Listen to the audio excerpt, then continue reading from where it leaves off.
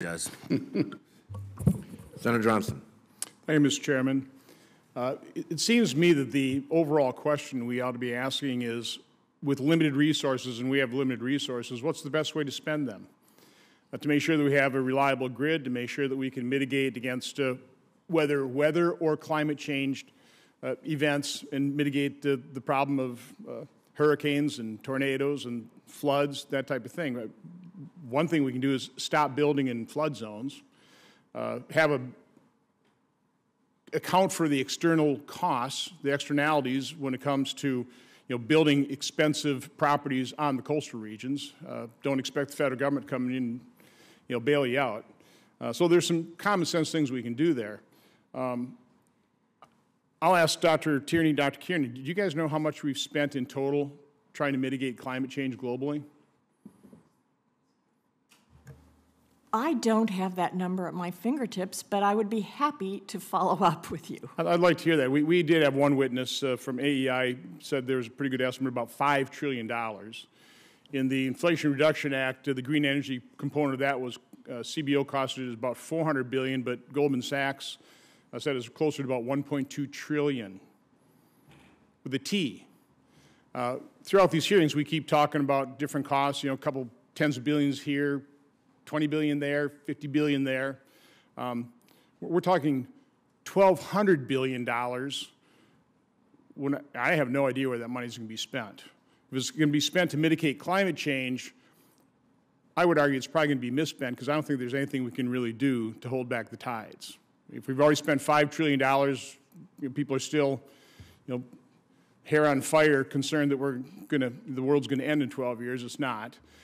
Governor Bell Edwards, what you were talking about, the success you're having in Louisiana is a mitigation efforts, correct? I mean, wouldn't you like a more certain portion of that $1.2 trillion to use to mitigate against hurricanes, as opposed to $1.2 trillion spent on wind, solar? I don't know how cost-effective those things are going to be, what that's going to do, and I'll ask later, Ms. Espy, how does that affect the grid? But Governor Bill Edwards. Well, I guess I have a difference of opinion with you, Senator.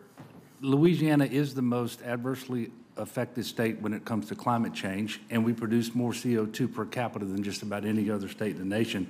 And I think we need to be acting on both fronts. Do you think China or India are going to give up fossil fuels? I'm not sure what they will do, Senator. I was taught to lead by example and from the front. Sure. But 80% of our power is generated by fossil fuels, and we actually had a majority witness say that that's not going to change either. So again, we're just denying reality. I'm not an enemy of fossil fuels. We've been a fossil fuel state for over 100 years. But it's clear to me if we're going to be an energy state in the next 50 years, we're going to embrace the transition.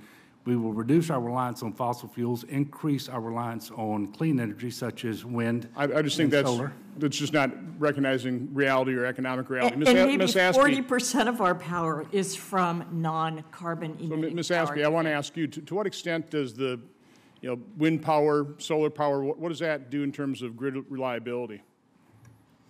Yeah, look, wind and power does provide certain benefits to the transmission grid. It's available at times, other units are not available. Look, the transmission grid, the concept is, is if you have it available across a broad regional, interregional infrastructure, when you don't have capacity or availability in one location, it's available somewhere else. You need the transmission infrastructure in order to transport the electrons to where it needs to go. We see benefits from wind and solar. There are times when wind and solar is not available. The sun's not shining, the wind's not blowing. Just no different than, we need gas plants. We need diversity, we need optionality. Ultimately, diversity and optionality from a long-term perspective is going to be the best mechanism for our long-term energy security. One of my concerns when I was Chairman of Homeland Security was the threat of EMP. I realize it's low probability but highly catastrophic, but even GMD. And I've been trying to get studies, I've been trying to get information, strategies in terms of what we need to do. From my standpoint, one of the most common sense things to do would be to actually purchase and put in place large power transformers. Couldn't even get that in the current NDAA. Apparently there's some study that was part of the infrastructure bill, but there's no end date. We did talk to one transformer company, with probably about 30,000 large power transformers. It costs about $60 to $90 billion to produce those and have them in place. Would that make sense from your standpoint, Ms. Aspey, because we would not be able to replace those power transformers in the event of either an EMP or a GMD event, correct?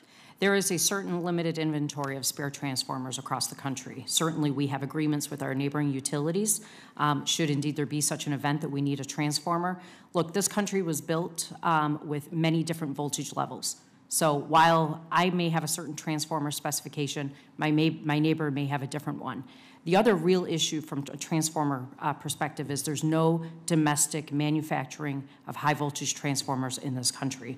We depend on the supply from other nations to supply our high voltage electric transformers. So that is a huge vulnerability, and I guess what I'm arguing with limited resources, I would much rather see us spend $60 to $90 billion to purchase those now, put those in place offline in case you have one of those high catastrophic events, but we're not doing that.